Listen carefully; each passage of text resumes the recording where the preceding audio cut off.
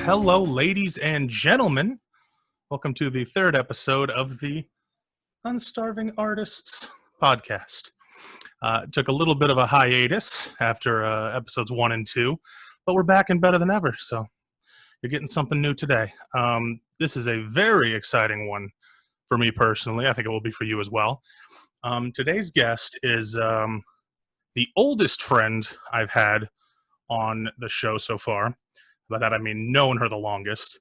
We met in high school, and everyone who else I had, only been 2 shows, so it's not a huge pool, but still, everyone else were people I've met starting at college and beyond. So this is someone who I've known for a very long time, who has made great strides in the arts, theater, film, everything, and really just want to hear everything she's going through with quarantine, coronavirus. She has her own theater company. We're going to talk about all that. She lives in LA. So I want to hear about how it's going in California because I'm in Texas, so completely different situations. Neither one great, but we'll get her insight on all that stuff. So please, if you would, help me in joining my guest for the third episode of Unstarving Artists, Miss Shae Rodriguez. Hey, Shae, how you doing? Hello, I'm doing well. How are you doing? I'm good. Welcome to the show. Thank you. Thanks for having me. Absolutely. Glad to have you. So wanted to have you on because I think you have a whole lot of interesting insight, given that you're in a different place than I am and have whole different experiences. But I want to go back to the beginning a little bit. So, yes, of course, little trip down memory lane before we get caught up. So, well, actually, before we get into that, I always like to start out every episode with the most difficult and thought-provoking question first, just to kind of get things moving. So just want to ask you, Shae, how are things going? Oh, difficult question. Put you on the spot. I know. I mean, I'm very thankful right now to be healthy, to have a job, and to be able to sustain myself during this, because it's a really crazy time. But I'm lucky to be able to pay my rent and my bills and I've been healthy, so I can't complain at the moment. It's the little things nowadays, definitely, for sure. Yeah. Speaking on that, since we've last spoken, you went ahead and got yourself married, so let me start off by saying congratulations, Mrs. Rodriguez. Thank you so much. Very welcome. Yeah, it's crazy. I've never met your hubby, Martin, but he seems like a great guy. You'll make a cute couple. And if nothing else, y'all were married, late last year, I believe? 2019? Yeah, November of 2019. So there you go. So y'all are putting that for better, for worse to the test really early on here. Y'all are going through it. Let's just lock down and see how it goes. I mean, from here, everything's going to be just smooth sailing. You're going to get through this and be man, life is easy from here on out. Right. We survived this pandemic. We got this. So, yeah, but it's been good so far. Glad to hear it. So, going back to the beginning, we met doing theater in high school at Berkner High School in Richardson. So, wanted to ask you about that. Go Rams. Go Rams, exactly. Always. Those poor people can't go to school nowadays. Anyway, not important. Getting real. So I wanted to ask you, your history in theater, did it start there? Did it start before? What got you involved? It did actually start at Berkner. I remember in elementary school, whenever I now learned it was the high schools, Berkner would come and travel to elementary schools and do little plays and stuff like that. I remember, or if our elementary school went to Berkner to watch a show, I remember sitting in the audience and always hoping they would ask for volunteers or come out and grab kids and bring them on stage. I always wanted to be pulled on stage, but I never did any theater before high school. I mainly did gymnastics. That took up a ton of time. I did dance and gymnastics, but it was mainly gymnastics that took up most of the time. So I didn't start theater until Berkner, where I remember before the summer before freshman year, or whenever you can go and see all the different clubs do their things and stuff like that. I was I'm going to do theater. I'm going to take a theater class and I'm going to see if I really like this. So it started there freshman year. I think it was Miss Jordan's Theater 1 class. So So, yes. Clearly, it worked out for you if you followed it this far. So every once in a while. Yeah, it stuck. So you said you did like dance and stuff. I know you were a cheerleader as well, weren't you? I was. I did. Well, I did cheerleading like 8th and 9th and 10th grade. So I did it like end of junior high, early high school while I was doing theater. And I kind of, after sophomore year, dropped that off. And I was like, I'm going to do the crazy bell guards and run with the flag and do theater. And that's what I'm going to do. So you were always very performative. Did that always just come natural to you? Always something you wanted to do? Performance, that kind of thing? Yeah, I think so. I mean, like gymnastics, the performative aspect was more about like really trying to stick things as like cleanly and perfectly as possible, but there was always that performative element, and I loved like showing off things for my mom. And when I was younger, my cousins are just a couple years younger than me, they were more dancers, so we always like made up dances together and would perform for our parents. So I think there was always always that side of me that was like, look, I did this thing, like watch me. So yeah. There's always some of that for anyone that gets into any kind of performance. It's like, come watch me do things. It's exciting. It's exciting. It's really fun, I promise. So you found theater. Was your first show Anne of Green Gables that we did? Was that your first show you ever in? That was the first show I was ever in. And it was very quickly like, this is a musical. And I was like, oh, I don't think I sing well. And then I remember auditioning. I was like, yeah, I don't sing well. I'll do other things. I can learn the dances. I was like, but not a singer. But I have fun. It's always a fun experience. And there's so many people involved that it's really just a time to make friends. The show is so secondary to everything else. Oh, 100%. I'm like, I'm like looking back, I'm like, I'm sorry to all my friends who I was like, come see Anne of Green Gables, the musical. Because like, whatever. I was like, I had a great time doing it. That's what matters. Yeah. So after Anne of Green Gables, that was your start. What other shows were you in there? So we overlapped a little bit, but you were there for a time after I left. So the musicals were Anne of Green Gables, You're a Good Man, Charlie Brown, Ooh, good show. Sound of Music, and Once Upon a Mattress. Is that the name of the show? That's the name of the show. Sounds right. Yeah, it Once is. Upon a Mattress. Yeah, that sounds like it. Those are like the big musicals, and then the plays. Like the first kind of main stage play I did. Well, I did the Glass Menagerie in like the understage, like smaller, condensed version, and then Little Women. Did Little Women up on the big stage.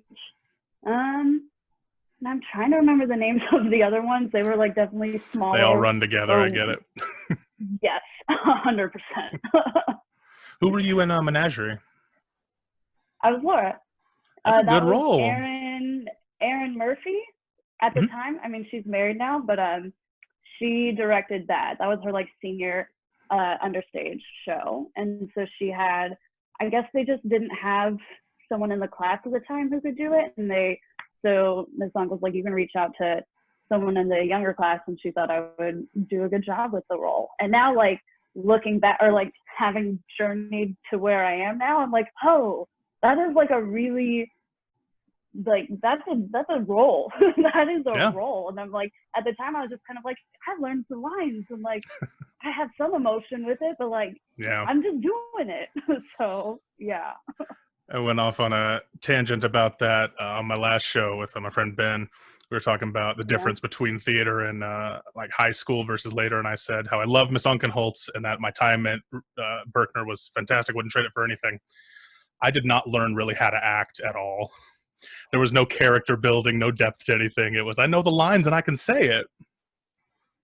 Exactly. It was more like, okay, we know what props we need and what we need to do with transitions, and we've learned the lines, and now just do it with somewhat of a correct emotion. And you're like, okay, cool.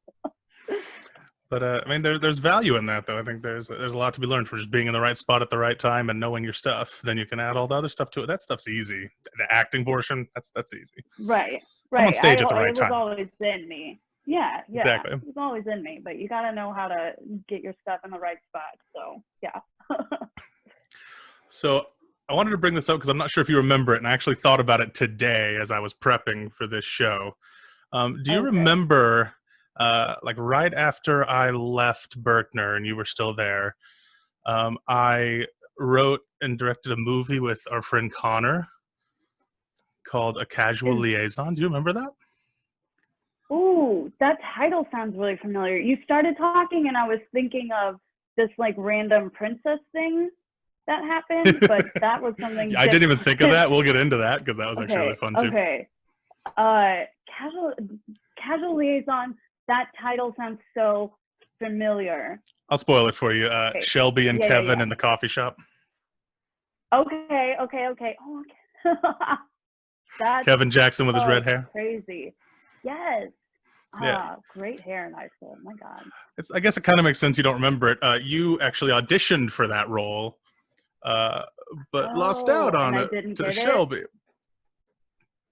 I should just quit my career then. I've forgotten my failure. You should have lived long enough to prove me wrong, and damn it, you have, and that's what matters. Yeah. Like, I'm going to show him he's wrong. Right. Good for and look me. at you now. Yeah. But the funny part of it is I actually wrote that role in that script with you in mind. Did you know that? No, because then I should have gotten it. You should have. I would have. Again, hindsight's that. 2020. Ooh, 2020. Yes, Yikes. it is. Oh, too soon. Too real. Yeah. But yeah, I actually wrote it at the time with you and blast from the. I'm just throwing everyone's name out there from the past. Anyone who watches the show, if they weren't there, is gonna be like, who are these people? I wrote it with you and Timmy Powell in mind, actually. Ooh. Yeah. Timmy Powell. I know. Wow, that's a blast from the past. It was a blast from the past. It was a long time ago. That's yeah. hilarious. So, but the movie got made. You can't see it anywhere because we buried it, but it did get made. But yes, so you know what? Did the thing. You did the thing. We did the thing. We can forget about it. It's a distant memory. You know what can be found now that you just reminded me of? When I was at Richland, one project we had in a speech class, not even a theater class, ironically, was to do a fairy tale story movie thing. Yeah. And I said, oh, okay, I'll just get a bunch of my theater friends to come help me do it. And that's true. You were in it as whatever the name of the girl from The Princess and the Pea is. Oh, that's also what the Once Upon a Mattress. That is what Once Upon a Mattress is about. Everything ties together. So that girl, got it. So got it. So yes, I was in that. And it was a bunch of fairy tale creatures in the Big Brother house. Was the whole story. Yes. And that video does exist on now. YouTube somewhere. If anyone wants to check that out, that does exist somewhere. Really? Oh, I should add it to my reel. That's so funny. I didn't even think. No, yes, no. But that's funny that now hearing it was like the Big Brother house, because Big Brother is a show that I had never watched until I moved out here with one of my friends who's like obsessed with Survivor and Big Brother, and he was like, all right, we're here for the summer, like you need to watch Big Brother, and now I love it. So had I known that love back then, I'm sure I would have brought many more layers and excitement. It was still pretty good. I'm sure he said, let's watch Big Brother. You're like, watch it. I lived it, sir. Yeah. Take 3 steps back. Exactly. So, following along your path a bit there. So after you left Berkner, you went to UT Austin, go Longhorns, to study radio, TV, film. Is that right? Yes. So I double majored in radio, TV, film, and theater and dance. So I actually, like when I got to the school, I know, I was just like, let's get everything in. Clearly. But when I went to, like, first got there freshman year, I didn't declare a major because I was very somewhat undecided. I talked to my advisor and I was like, okay, so I like math and English, but also like I really want to do radio, TV, film, and act, and I like theater and dance, and then maybe I like marketing and business. And she was like, okay, you just need to like narrow down a little bit. And I was like, you're right. And so I added theater and dance first, and I loved it. And then I was like, oh, I have, like, God bless taking AP classes and like college courses at Richland for a summer, because then I was able, like, I had enough time to be able to do that and radio, TV, film, and graduate in 4 years.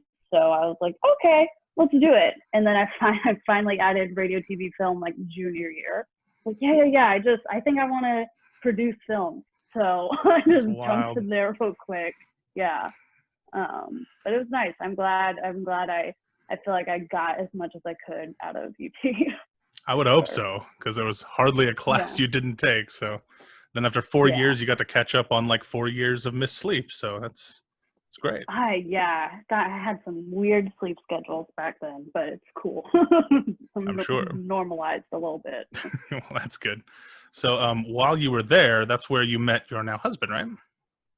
Yes, we met sophomore year. He directed a play. He joined the theater department right away. He got his BFA in theater education because he knew he wanted to teach theater. So he was already there, and then him and two friends of ours brought back like a theater fraternity that hadn't been like active on campus for a while because they wanted to have an organization of theater students producing their own shows, because out of the main stage productions at UT, like at the time, they had BFA or they had MFAs, MFA actors, and most of the main stage shows were just cast with them.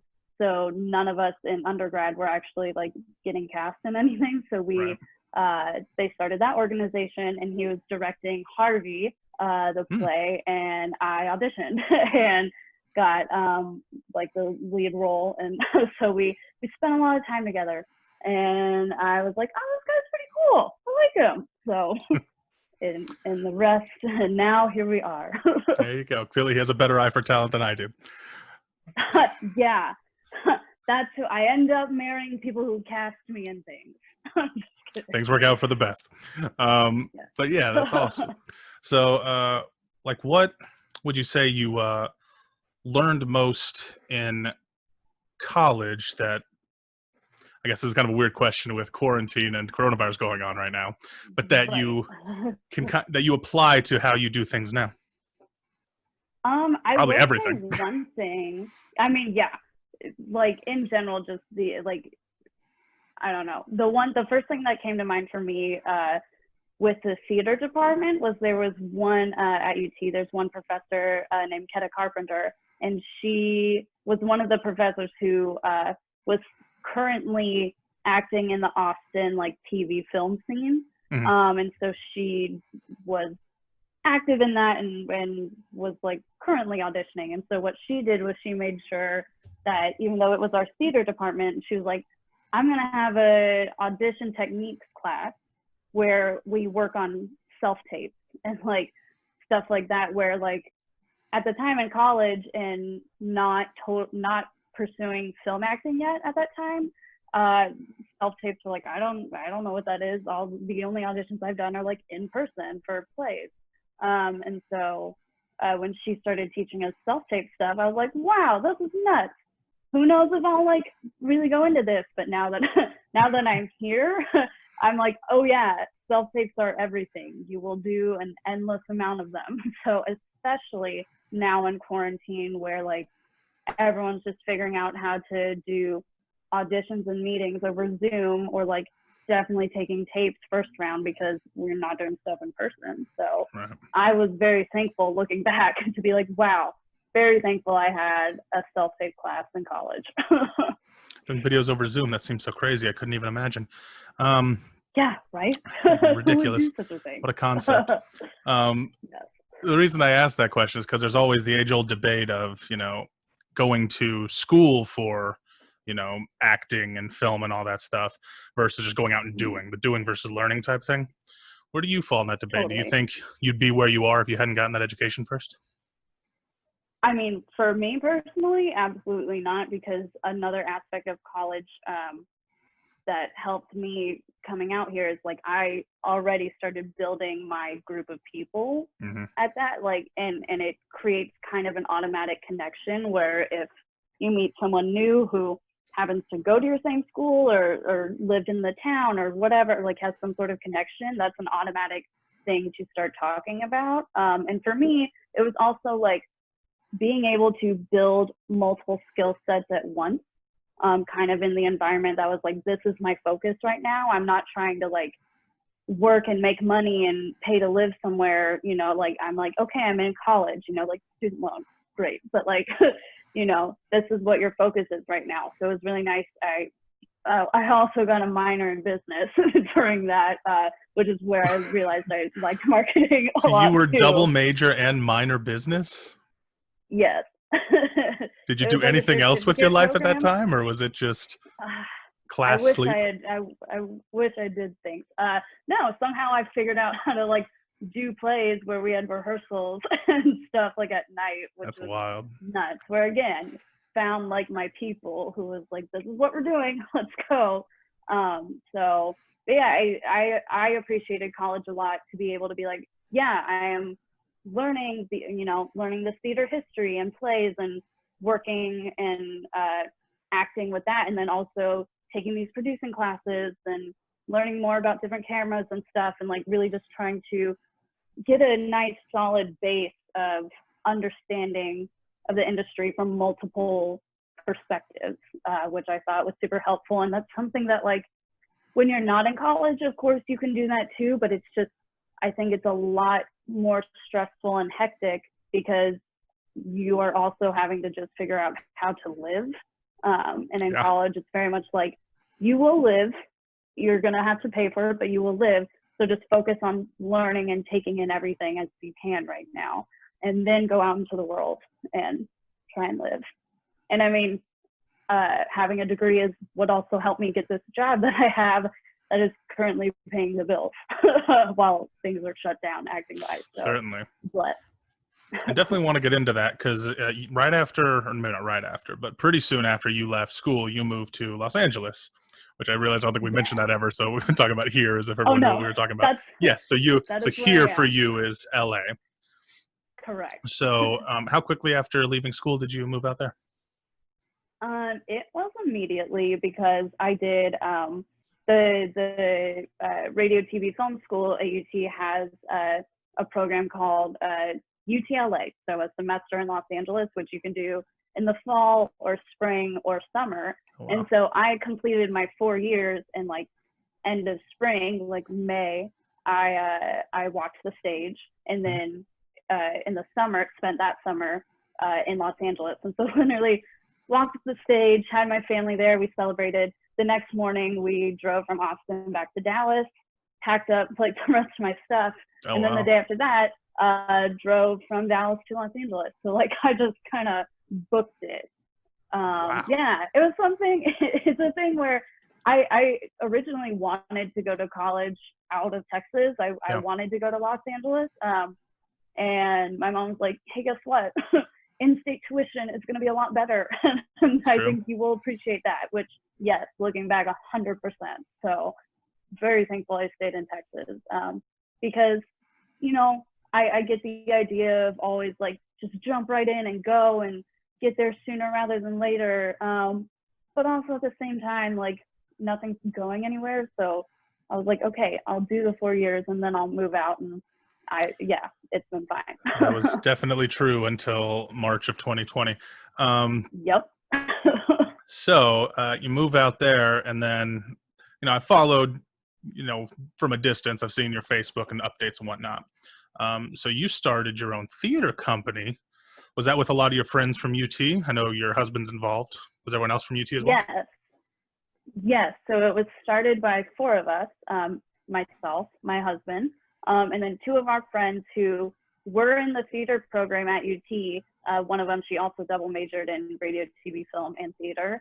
And they were both a year older than us. So we actually like knew of them and had like some experiences with them at UT, but we weren't really close. And then they both moved to Los Angeles. Their names are Sarah and Amanda, so I can say their names. They moved to Los Angeles a couple months after Martin and I did.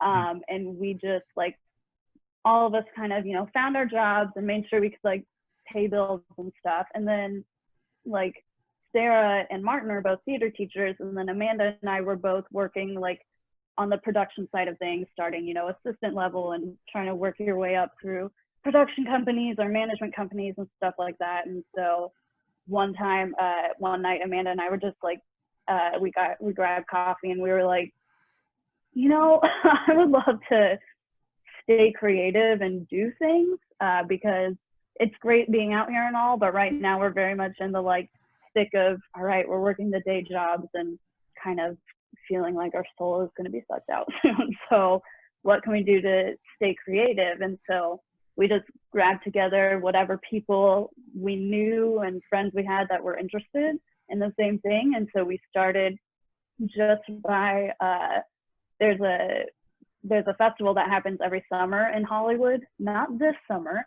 but it's called, fair. It's called the Hollywood Fringe Festival. Mm-hmm. And so when we heard about that, we were like, okay. And all we did, we put up a staged reading of a play that was like, had like a head writer, but then other writers all kind of collaborating, which is, you know, which is an experience that you learn like, okay, we may have multiple writers, but it is kind of hard to bringing together a cohesive idea. Sure. So, but we did it. We all came together. People did what they wanted to do, and we did a stage reading, like 2 performances, and people came out, and we were like, okay, first thing is done. So now what? Yeah. Just got to break the seal. That's what matters. So Yep. now you guys are a Flat Tire Theater Company. Is that right? Yes, correct. Flat Tire Theater Company. That's awesome. So when did y'all start? Like, what year was that? So we did the stage reading summer 2016. Okay. We did it under the company name Texpat Players because most of us were Texans who had left Texas. And then after we like did that, expatriate? Is that what that means? Like Texpat? Yeah. That's really clever. Texpat. I like that. Yes. I know, it was kind of fun. And then we realized though, as we grabbed more, like as we gained more people in our company, essentially, that majority of it, like there were still a solid amount of us that were from Texas, but it wasn't like the core base of it anymore. So we switched it up to Flat Tire Theater Company, and we did our first like full out play up on its feet summer 2017. So we came back, we like gave it a year, and that's when we got to like Flat Tire Theater Company. More people joined us, and we got another original play ready for summer 2017 for the Hollywood Fringe Festival. And that was like our first play called Cringe Fest, an Uncomfortable Anthology. Oh my God, I might have said that wrong. I know it was called Cringe Fest. I just forget what's after the colon. That's fair. I believe. Yeah.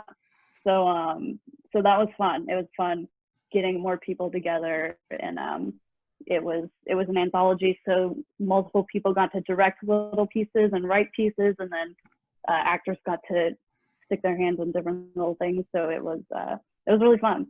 And we were like, oh my God, we did 5 performances. Like, we were like, okay, we did this. We can do this. Yeah. And like I said, breaking the seal is so important. Once you prove you can do it once, like I can do that again, of course. Exactly. So how many shows have you guys put on? Do you know the number offhand? I believe this past summer, the show we did was our 10th show. Oh, so wow. The last show we did, we had a show in December, so that would be our 11th show. And then we had a show opening the second weekend of March. So I remember, I remember going to the preview of that show, and it was great. And then that's literally when we were making decisions of, we can't do this. We can't bring people into a theater. So at first it was postponing, and then it was just like indefinite. Okay. So yeah. Yikes. Never a fun time, but No. temporary abnormal, not a new normal. That's what I try to tell people. Hopefully it'll be true at some point. Yeah. So right. yeah, click your heels 3 times. Yeah. So do you only do original works, or do y'all do anything previously So produced? we were mainly doing only original works until, so basically we considered our seasons kind of summer to summer, because we would always start with Hollywood Fringe, and so, or like fall to summer. So we got, after our first year, we were kind of hitting this like 3 show a season thing, and so our first season after that was all original work. And then this season, the show we did in December was an original work. And then the show that we were doing in March was already published. It was Seminar by Teresa Rebeck. And it was really great. It was like, I was very excited for us to be putting up our first published work. And that it Someday, will Shae. happen Someday. when it happens. Yeah. Gotta have faith. Exactly. So we shall see. And so we were kind of getting into this mold of 2 original and 1 published play a year. So Nice. I'm sure we will continue that once we're back up. It's a good cycle. I like that. Because I assume it's a lot, well, I don't want to assume anything, but it's probably a lot cheaper to do original than having to pay rights for outside works. Yes, it is. And it started off as like, when we got company members together, we had a solid amount of writers and a solid amount of actors, really. And then like a lot of people kind of were interested also in directing. But we were like, okay, well, we want to make sure we're serving our writers in the group and giving everyone a creative space and seeing if we can really put new work up on its feet and get new voices out there in Los Angeles theater. And then of course have plenty of opportunities for our actors. So it's been a lot of original work. And then as we were solidifying more of like who is really active in our company and what, purpose kind of we want to serve, is when we realized, okay, I think there's room in our season to do a published work where directors and actors have a script that's solidified, not changing, and they can really dive deep into it in a longer process versus having to take time away for development of the script, which is good for its own purpose, but we wanted to have like a variety in the season. So yeah. Definitely. So obviously all that has to be put on hold now, unfortunately. Do you have anything else that you're working on currently? Any auditions or anything virtual that you've been working on? Anything to plug? There's one audition that I can't talk about, but there is don't tell me that. Yes, you can. Give in to the beast. No, I know, get right. Who cares at this point? No, but there's a digital series that it has been in the post-production process for quite a while, but it's okay.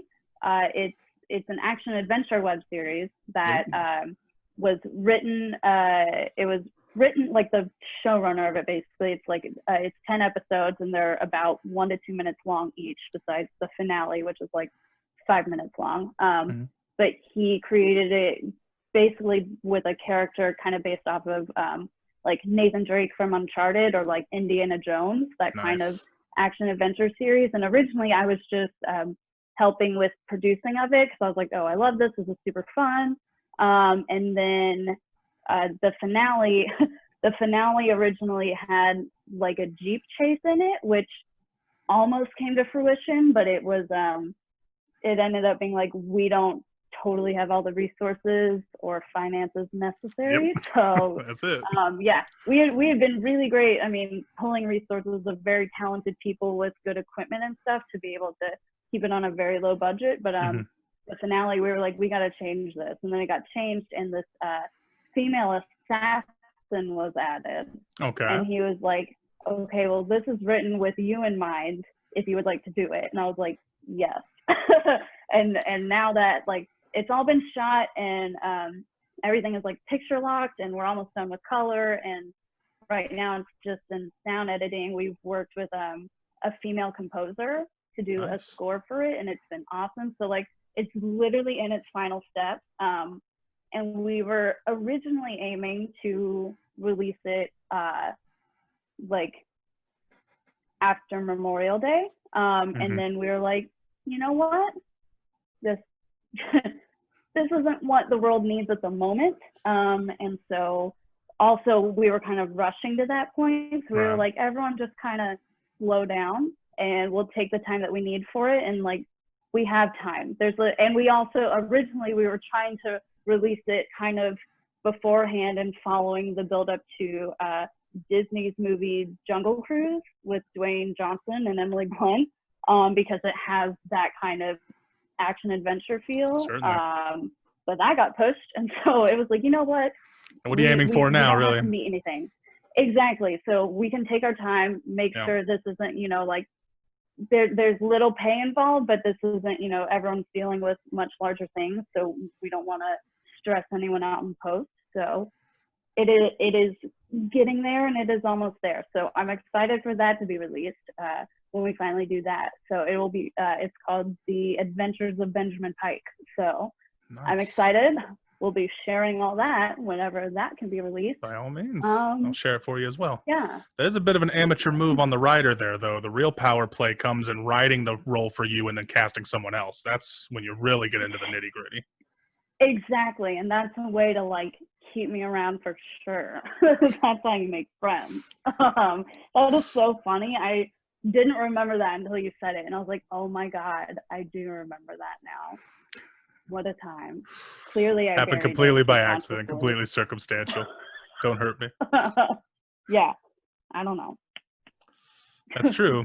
Actually, that's a good point too, because good reason you were probably casting that is you do a lot of like combat stuff, right? Like stage and screen combat. Yeah. So that's something that was an interest that I didn't realize. That's something that I do wish in college, at least at UT. I wish UT had like stage combat classes, because that's something that I did not realize I had an interest in until like 2016, I believe, is when at one of the Hollywood Fringe Festivals, Martin and me and some of our friends went and saw a play called The Video Game, which is essentially kind of the storyline like The Hunger Games, but all of the tributes are different famous video game characters. And nice. They fight each other live on stage, like Super Smash style. And there's a host of the show, like Mario and Jigglypuff are hosts. And they'll pause the fight towards the end, and they'll ask the audience, who do you want to see win the fight? And so every time you see the show, it's a different show, because you never know who's going to win and who's going to make it. It goes from like 12 to 6 to 4 to 2, and then you like crown the final winner based on audience votes. So it was a really brilliant idea. And definitely. I was like, that's awesome. And then they did the show, took a break, and then in 2016 they were like, all right, we're like bringing it back, so we're holding auditions. And my friend and I who saw it together were like, do you want to audition? And I was like, yeah. So nice. We did, and we got cast, and I did that show for a year, going to like different local conventions and then performing like once a month in Hollywood. And that was super fun.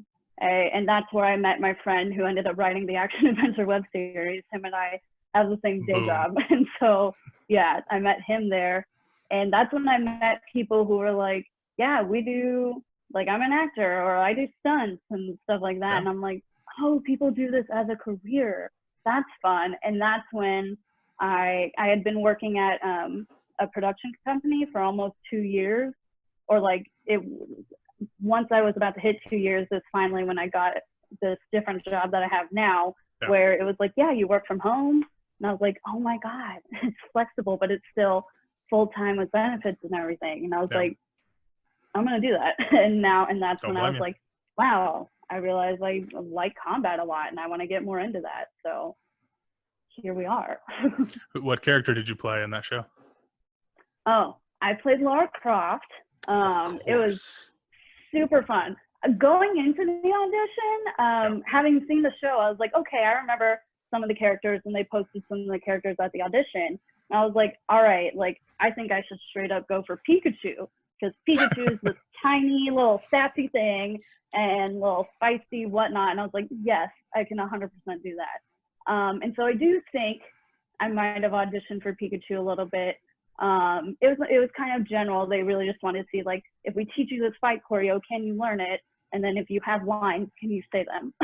And then they basically grabbed like a pool of us out of the auditioners, and they were like, okay, you are the cast, and here's how it works. You're gonna start training with one character, and eventually you might learn another one, but we'll tell you who you're starting with. And so I got an email, and it was like, okay, cool, we're gonna have you start as Lara Croft. And I was like, but she's like sexy.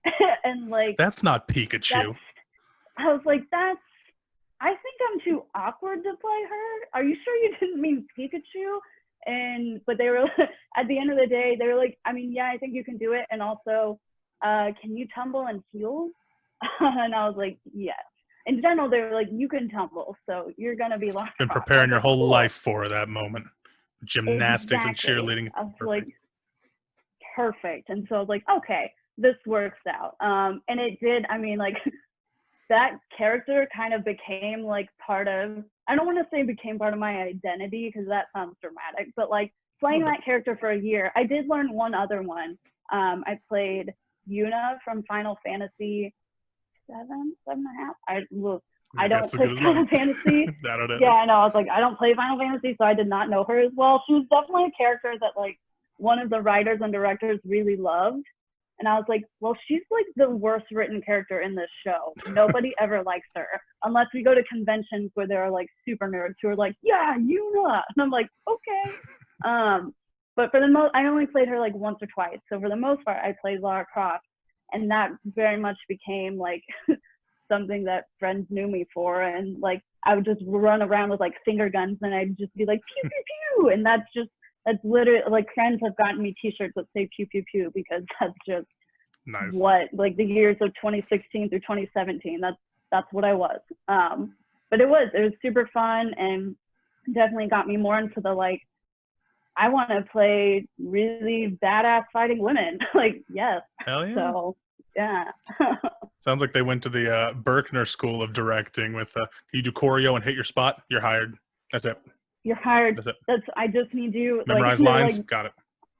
Got it. They're like, really, these lines aren't too hard, but you got to be able, like, safety first. I do not. There were a couple times where like they needed more actors, and I saw one actor like pretty much hit another one in the face with a bat, and I was like, oh my god, people aren't good at this. And then I was like, okay. And then they early on figured out like, okay, here's who's learning this really well. Yeah. And here's who needs some more work.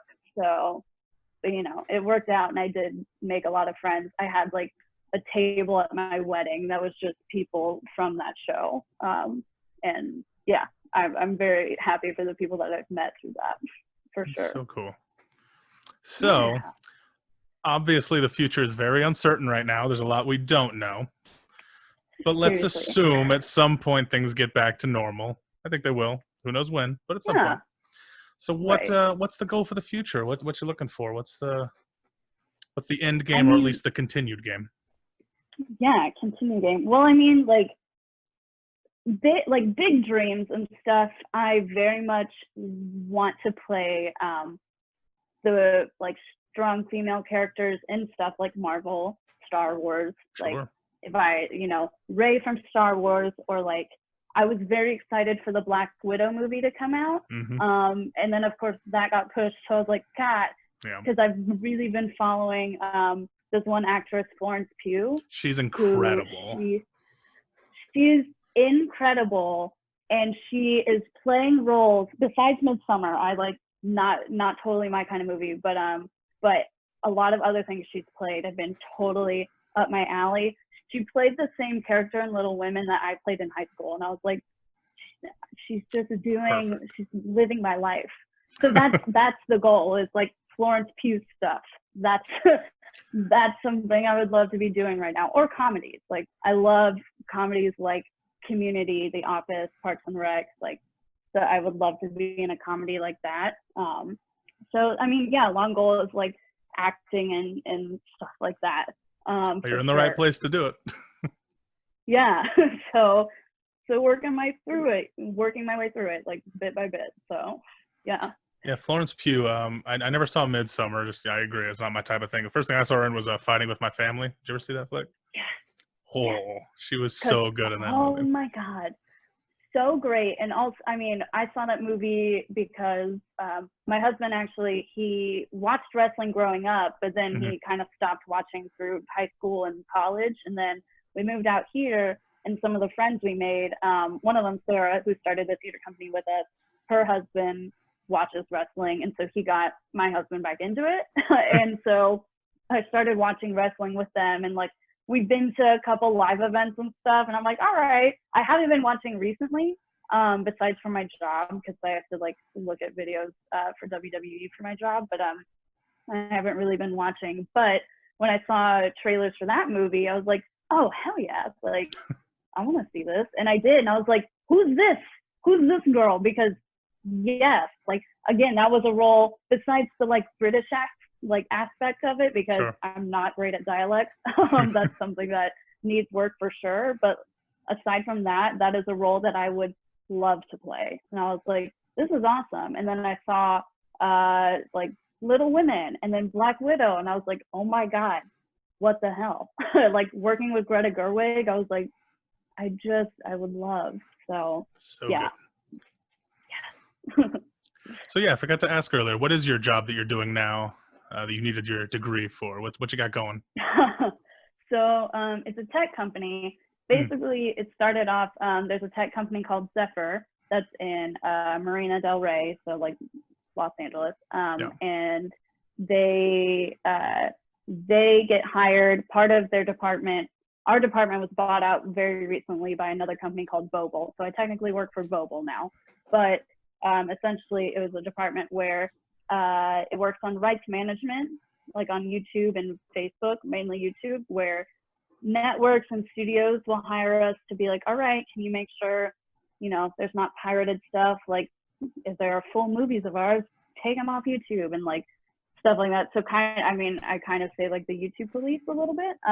But a lot of it is also like, if you see ads on YouTube, it's because the person who owns that content monetized it. So, and we found it for them. So I manage or like look over and kind of help coordinate the people who literally go through. We have a software that you can create searches and find videos from YouTube. And so I help coordinate the employees of ours that are going through the videos and making the actual claims, saying like, yep, this is a trailer, this is a full movie, and here you go, that's what it is. I started off doing that for a year, and then I got promoted to like coordinating them. So yeah, it's been super nice to be able to like, you know, work full time and have benefits and still be like, before quarantine, I was working from home besides Mondays. Mondays I went to the office, and then the rest of the week I was from home, and it was always super flexible. Like, yeah, just get 8 hours a day done. But if you have to clock out in the afternoon for an audition or whatever, class, something, like, it's all good. Just make sure you get your 8 hours in every day. Or if you can't, like, we can figure out a way for you to do 8 hours on Saturday or whatever. So it's been super nice and flexible. That's awesome. So I actually really like that we got on that topic, because a whole lot of what this show is about is, you know, people who have big dreams, but, you know, have to finance them with, you know, small intermediate things. So that's exactly the same thing, you know. Got to keep the family fed while, you know, I'm chasing the mountaintop, you know. 100%. Or in I have quarantine. 2 cats. Gotta keep people fed. Sad fact of life.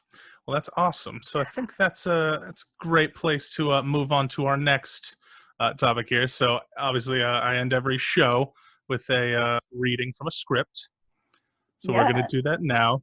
And just like every show prior, for some reason this was decided very last minute. So very little preparation time. I know. It always works out that way. And, you know, it's probably never going to change. So gonna have to get used to it. But yes, so the script we decided is a play called Other Desert Cities by Jon Robin Baitz. I'll make sure I say that. Jon Robin Baitz, yes, Other Desert Cities. And just a little intro. We play a brother and sister. And don't really need more than that. You kind of just see how it goes. Yeah, so, through it. I never read this play before, but I was like, oh, I know Palm Springs and LA, so yeah, nice. we'll see what. Yeah, it's about LA. That's why I thought of it when we were doing this. I was like, oh, it takes place in LA. It's about, you know, Hollywood people. So I thought that'd be kind of a fun way to play. You know all about that. I don't. So we'll see what happens. Oh, sweet. So I will start. Awesome. All right, get the character. Yeah. Zoom play. All right. Oh, you're already staring off into the desert. That's not good. You know that sign on the highway where you can either turn off for Palm Springs or keep going to other desert cities? I'm always so tempted to just keep driving, you know? Like, how do they do it? They never leave anymore. They barely go into LA. Barely enough. Enough for me, though. When they do come, I have to drop whatever I'm doing to meet them for dinner at some awful old restaurant with goddamn swans in Pasadena. The restaurant serves swans. Shut up. You need tennis lessons. You've lost your game and your serve sucks. You used to be good at it. Well, I used to be good at a lot of things, and the trouble with being good at things is that it takes too much work to stay good at them. That attitude, it's a fucking miracle you finish your book. My book. What happens if they hate it? They've never hated anything you've written. I just get the sense that it's not going to be so easy. I was kidding myself. It's so much pressure. Look, it's not like you've written some poor little Hollywood upbringing shit, is it? No, but it is about Henry, whom we can't talk about. It's about our brother who went to war with our parents, joined a cult, disappeared, and then planted a bomb in an army recruiting station before killing himself, is what it's actually about. Okay, so maybe it won't be the recommendation for their Book of the Month club. And he didn't plant the bomb. No, maybe he didn't, but he was party to it. I mean, it's loving, and I love them, and how can they see it as anything other than... Look, if you're scared of what they might say, I'll protect you. Relax. You can't protect me. Not from her, not from Polly Wyatt. Oh, yeah? You know what it takes to produce a TV show 5 nights a week? You have to have nerves of steel. It's though having a show on the air turns people into the little creature with the ring that the stupid movie with those little assholes in the Middle Ages fighting elves and shit. I literally have no idea what anything you just said means, literally. Literally? You don't know Lord of the Rings? Literally, I have no idea. Shut up. You pretend to hate pop culture, but secretly you fucking love it. Why do you fight it? It's in our blood. I mean, look at us. Look at Dad, a gunslinger and a gumshoe at Paramount, and Mom and Aunt Silda wrote those crazy-ass Hillary movies. Ha! Oh my God. Hillary? Over Thanksgiving, I laid in bed. I had the flu or like consumption or something, and the whole time I watched the DVD box set of all of them. There's a box set? Yeah. From Here Comes Hillary to Hasta La Vista Hillary. They are magnificent. Never saw the last one. Yeah, that's the best. And Mom was, of course, in a feud with Aunt Silda, so Silda wrote it alone, and there's sort of a suggestion of like free love and bad girl shit to come. Surfing nuns, like it really goes out with a bang. Hillary is liberated from Pismo Beach and takes off with some Hell's Angels. Silda must have been really bombed when they made that one. But listen, all anybody wants is for you to just, be like productive and happy and living in the world again. And they're sophisticated people. If you see some stuff differently than them, well, everybody's a grown-up here. We all know how to live with that, right? Trip, have you actually ever met our parents? And seen. And seen. That's a fun one. I think with a little more rehearsal, that could have been good. I know. I was like definitely tripped up on some words there, but pretty solid cold read, Yeah, not terrible. Not terrible. That was pretty good. Yeah. So yes, Other Desert Cities by Jon Robin Baitz. If anyone wants to check that out. Shae, thank you so much for doing this. This was awesome. Do you have anything you want to plug or throw out there into the universe? No, actually. I mean, I think you did some solid plugging throughout there. Theater company, Flat Tire Theater Company. Check it out. And definitely check it out. Be on the lookout for The Adventures of Benjamin Pike. So I'll be sharing that as well. Watch. When that comes out. We'll share that as well. So sounds good. Anyone else? Feel free to comment, like, subscribe below. This is a YouTube show. Yeah. Love it. Before we try. So hopefully you'll be policing us soon at your day job, and I know. Don't copyright me, please. Really would appreciate it. Right. Don't use licensed music or we'll get you. So it's okay. I know someone on the inside now, so I'll get away with it. It's fine.